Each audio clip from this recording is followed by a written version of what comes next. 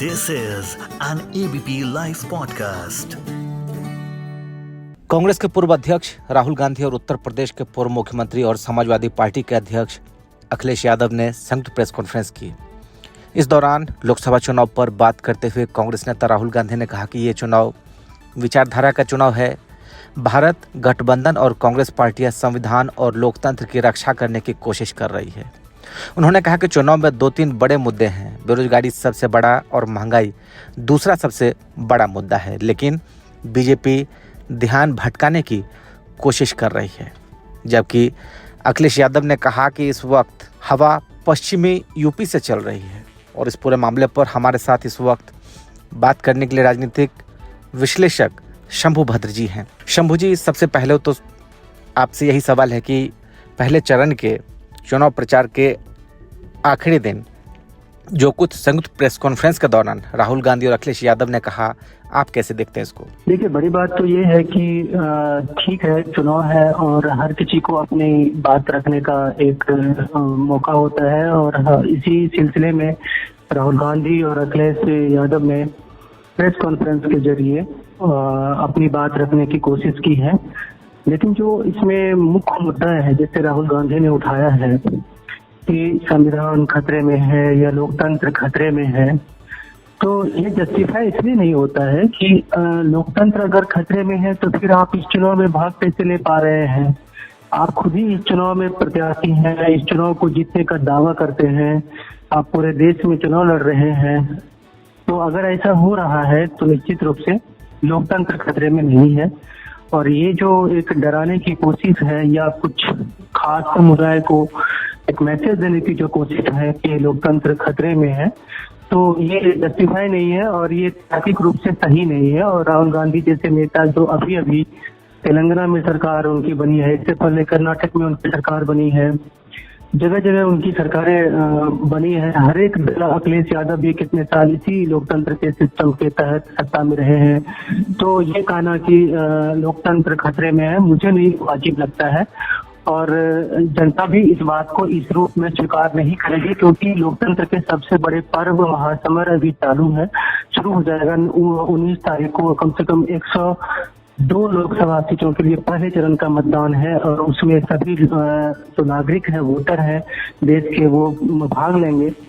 तो ये कहना सही नहीं है। दूसरी बात, जो संविधान को लेकर के अक्सर कहा जाता है कि संविधान नहीं रहेगा या संविधान में ये हो जाएगा, तो एक तो अभी हाल ही में अमित शाह ने स्पष्ट रूप से कहा है कि मतलब संविधान को किसी भी तरह से देश संविधान से ही चलेगा और संविधान से देश चल रहा है, इसीलिए ये चुनाव भी हो रहे हैं। चुनाव प्रक्रिया है वो संविधान का ही एक हिस्सा है और ये बात राहुल गांधी बखूबी जानते हैं कि मतलब जो भी देश में प्रक्रिया चल रही है, चाहे लोकतंत्र की प्रक्रिया हो, संसद की प्रक्रिया हो, सरकार की प्रक्रिया हो, सारी प्रक्रियाएं जो है वो संविधान के दायरे में ही हो रही है। और पूरे देश में जो हमारी कार्यपालिका है, न्यायपालिका है, विधायिका है, ये सारी जो चीजें हैं सब संविधान के दायरे में काम कर रही है। तो इस तरह की बातें करके मुझे लगता है कि अगर यही राहुल गांधी आज के प्रेस कॉन्फ्रेंस में ये कहते कि उनकी सरकार आने पे वो क्या क्या करने वाले हैं, जो अभी उन्होंने घोषणा पत्र में 5 गारंटी और 25 न्याय की बात की है, उन चीजों को लेकर एम्फेटिकली अगर बात रखते कि हमारी सरकार अगर आएगी तो इस सरकार से हम बेहतर कैसे होगी हमारी सरकार, जनता के लिए हमारे पास क्या है, उनके सरकार बनने के बाद जनता का लाभ क्या होने वाला है, देश की अर्थव्यवस्था कैसी होगी, देश का विकास कैसे होगा, विकास का मॉडल क्या होगा। तो ये सब चीज अगर इसी प्रेस कॉन्फ्रेंस के जरिए जनता के बीच रखी जाती तो शायद जनता इसको बेहतर तरीके से देखती, कंपैरिजन करती। क्योंकि एक तरफ एनडीए है, राजग है, सत्ता पक्ष है, दूसरी तरफ कांग्रेस और इंडिया है जो कि विपक्ष का गठबंधन है।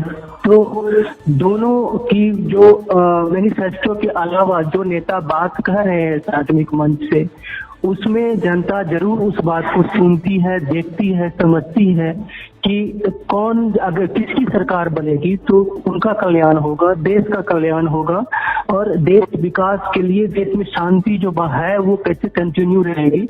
ये तमाम चीजों पे दोनों के आइडिया क्या है, आइडिया पे जनता गौर करती है। तो उसमें अगर विपक्ष की तरफ से कांग्रेस को अगर राहुल गांधी चाहते हैं कि कांग्रेस वापसी करे, कांग्रेस सरकार में आए, तो उनको एक बेहतर एजेंडा जनता के सामने रखना होगा, एक बेहतर डेवलपमेंट मॉडल जनता के सामने रखना होगा। आपको ध्यान होगा कि पिछले 2008 से दुनिया एक मंदी के दौर से गुजर रही है और जो कॉरपोरेट इकोनॉमी है वो धीरे धीरे करके स्टैग्नेशन की तरफ बढ़ रही है। तो हर एक देश को एक न्यू इकोनॉमिक मॉडल चाहिए, एक न्यू फ्रेश इकोनॉमिक मॉडल चाहिए और उस इकोनॉमिक मॉडल के साथ साथ जो सॉलिडरिटी है, यानी कि जो पीपुल सामाजिक और राजनीतिक जो एकता है, यानी कि एक मजबूती है, वो चाहिए अस्थायित्व विकास के लिए। और वो तब आएगा जब आप एक बेहतर आइडिया लेके जनता के बीच आएंगे। अभी आप विपक्ष को देखेंगे तो अभी इंडिया ने अपना कोई घोषणा पत्र जारी नहीं किया, कांग्रेस ने अपना घोषणा पत्र जारी किया। उसमें जो इंडी अलायंस के और दल हैं उनकी क्या राय है, वो क्या चाहते हैं, वो सारी चीजें इसमें रिफ्लेक्ट नहीं है। और वो एक मंच से अगर होता तो जनता उसको बेहतर तरीके से देखती कि सरकार जो बनेगी, अगर इंडी गठबंधन में नेता कौन होगा, नीति क्या होगी, सरकार का कुछ चलेगी कैसे, ये सारी चीजें अगर स्पष्टता से रखी जाती तो ये लोग थोड़ा सा फाइट करते हैं। अभी तो लग रहा है कि आपने देखा होगा कि अब तक मुझे लगता है कि 1952 से लेके अब तक जो भी चुनाव है, लोकसभा का चुनाव, अगर आप देखेंगे तो ये सबसे नीरस चुनाव आपको दिख रहा होगा, एक तरफा चुनाव दिख रहा है। ये कहीं से भी एक फाइटिंग नहीं दिख रहा है। अभी देखिए कि देश में चुनाव दो तरह की है, एक चुनाव है बहुमत, आपने देखा होगा 14 में भी और 2019 में भी जनता ने बहुमत को देना शुरू कर दिया है। जो गठबंधन की जो एक्सपीरियंस है पिछले 1998 से लेकर के और 2014 तक की जो पूरे गठबंधन का जो एक्सपीरियंस है वो अच्छा नहीं रहा है, कभी दबाव कर रही है, कभी कुछ रहा है, कभी कुछ रहा है। तो अब जनता ने बहुमत देना शुरू किया है और इस वक्त इंडी अलायंस जो है वो गठबंधन की जीत के लिए बात करती है और राजग जो है वो बहुमत की जीत की बात करती है। तो चूंकि पैटर्न अभी बहुमत का है तो इसीलिए जो मुझे लग रहा है कि राजग का जो नीति से लेकर के प्लानिंग और पूरे चुनाव लड़ने का जो उनका तरीका है और उसमें साम दाम दंड भेद सभी चीजें की जा रही है, ऑनलाइन ऑफलाइन, नीति के लेवल पे, डेवलपमेंट के लेवल, मैनिफेस्टो में ही अपनी सारी डेवलपमेंट को लेकर के, मतलब प्रेजेंट हम क्या करने वाले हैं, फ्यूचर क्या करने वाले हैं, वो दोनों प्लान लेके आ रहे हैं। तो ये सब चीजें और देश भर में अगर आप देखेंगे तो राजग का जो नेटवर्क है, यानी कि जो जो संगठन का जो सांगठनिक नेटवर्क है वो है राजग का। एक तो संघ से बैकअप मिलता है, दूसरा पार्टी के लेवल पे जो बीजेपी खुद ही सबसे बड़ी पार्टी है तो ब्लॉक लेवल पे उसका संगठन है। कांग्रेस ये सब चीजें लैक है, पहले कांग्रेस में हुआ करती थी, लेकिन कांग्रेस उस तरफ ध्यान नहीं दे रही है अपने संगठन को मजबूत करने के लिए, अपनी पार्टी को मजबूत करने के लिए। जिस वक्त देश में सीट बंटवारे की बात इंडी की चल रही थी उसमें राहुल गांधी आता तो चले गए। तो कहने का सेंस कि जो सामने वाला क्या तैयारी कर रहा है उससे अगर एक कदम आप आगे तैयारी नहीं करेंगे तो आप आगे कैसे लीड करेंगे और जनता आपको भरोसा कैसे करेगी। अभी अगर कोई जनता को अगर चुनना होगा तो अगर इंडी अलायंस को वोट देने के लिए सोचना होगा तो वो फिर उनके दिमाग में आना चाहिए ना कि नेता कौन होगा, इस दल की सरकार आएगी तो प्रधानमंत्री कौन बन सकता है, उसकी नीति क्या होगी। ये सब चीज जनता के मन में सवाल, मतलब स्वाभाविक सवाल है और ये पार्टी नहीं जानती है, ऐसी बात नहीं है, पार्टी भी ये बात जान रही होती है लेकिन उसको वो एड्रेस नहीं करना चाहती है। जो इंडी अलायंस आपका महंगाई, बेरोजगारी, इन सब चीजों को जो उठा रही है तो उसमें अगर आप CMI के आप आंकड़े देखेंगे तो महंगाई के जो आंकड़े आप देखेंगे तो जो दोनों ही महंगाई है, थोक महंगाई दर और खुदरा महंगाई दर, दोनों महंगाई दर के आंकड़े अगर आप देखें तो पिछले 2 साल 3 साल से 4 साल से आप बैक से आंकड़ा देखना शुरू करिए तो वो बिल्कुल ही जो गवर्नमेंट का जो लेवल है वो उस स्तर पे है। 1% 2% का होलसेल महंगाई है और खुदरा महंगाई जो है 4% 5% तक के से ऊपर नहीं जा पा रही है। तो महंगाई दर जो है वो है तो अगर महंगाई दर कंट्रोल में है तो इसका मतलब कि जो आप महंगाई की बात कर रहे हैं वो जनता को एड्रेस नहीं कर रही है, जनता उसको नहीं एक्सेप्ट कर रही है। जहाँ पे बीजेपी की तरफ से ग्रीन टेक्नोलॉजी की बात होती है, न्यू डेवलपमेंट की बात होती है, आपने देखा कि मंदिर इकोनॉमिक्स जो सांस्कृतिक राष्ट्रवाद की बात है कि जो मंदिर इकोनॉमिक्स कितना स्ट्रांग हुआ है देश में पिछले 8-10 साल में, तो जो वहाँ पे सांस्कृतिक राष्ट्रवाद की बात है, डेवलपमेंट का कॉकटेल है, सोशल इंजीनियरिंग है कि किस तरह सोशल इंजीनियरिंग को साधा जा रहा है। आप वो एक 3 चीज को लेकर के एक साथ कॉकटेल के तौर पे जनता के सामने पेश कर रहे हैं। उसके बरक्स जो हेलो जी हेलो जी मैं सुन पा रहा हूँ, आप आगे बढ़िए। तो उसके बरक्स जो है सो कांग्रेस के सहयोगी दल है उनकी जो तैयारी है वो आप देखेंगे तो वो आपको नहीं दिखेगा।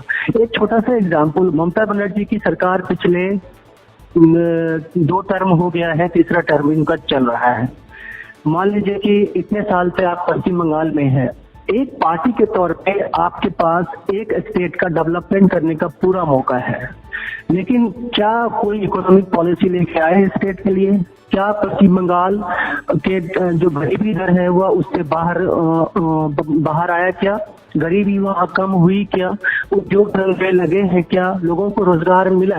ठीक है, आप निशाना साधने के लिए आप केंद्र पर निशाना साधिए कि हाँ ये बेरोजगारी है, ये महंगाई है, लेकिन स्टेट में आपने क्या किया है? आपका जहाँ पे आपको मौका मिला है, मैं एक की बात नहीं कर रहा हूँ, ममता बनर्जी को वहाँ मौका मिलता है जहाँ कांग्रेस की सरकार है जिस राज्य में, उन्होंने महंगाई कम करने के लिए या फिर आप कहिए कि डेवलपमेंट के मॉडल को लेकर के क्या आए कि बेरोजगारी खत्म हो गई आपके उस प्रदेश से गरीबी खत्म हो गई, उस प्रदेश में एजुकेशन की स्थिति बेहतर हो गई, शिक्षा स्वास्थ्य की स्थिति बेहतर हो गई। कहने का सेंस कि जिस भी पार्टी को जहां डिलीवर करने का मौका मिल रहा है वहां तो आप कोई मॉडल पेश नहीं कर पा रहे हैं, और फिर आप पीछे सरकार में रह चुके हैं, उन लोगों ने आपका काम देखा है, आगे आप फिर वादा कर रहे हैं कि हम ये करने वाले हैं, तो जनता के सामने में एक ट्रस्ट डेफिसिट है। 1952 से लेकर के अब तक अलग अलग दलों ने हर चुनाव में वादा किया है और वो वादा चुनावी वादा ही रह जाता है, वो कभी पूरा नहीं होता है। चुनाव संपन्न हो जाते हैं, सरकार में आ जाते हैं, सत्ता में फिर बंदरबाट शुरू हो जाती है।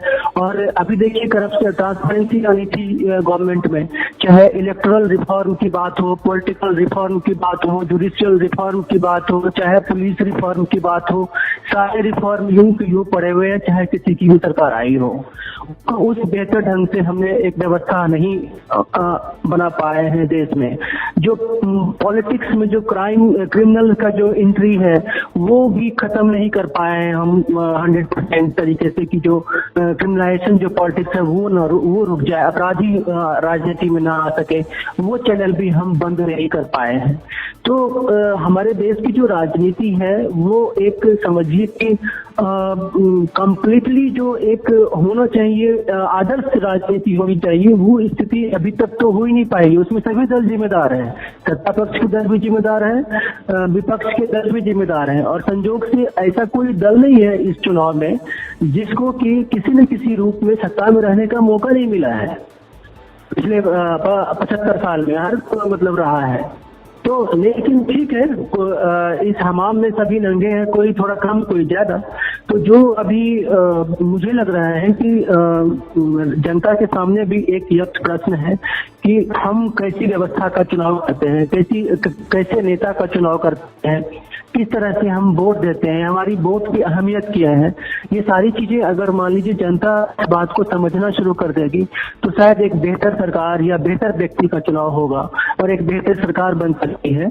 इस वक्त जो स्थिति है उसमें अगर हम राहुल गांधी पे वापस फोकस करें, अखिलेश यादव पे फोकस करें या विपक्ष के और किसी नेता पे फोकस करें तो उसमें आपको कई कमियां दिखेंगी। एकता का अभाव दिखेगा।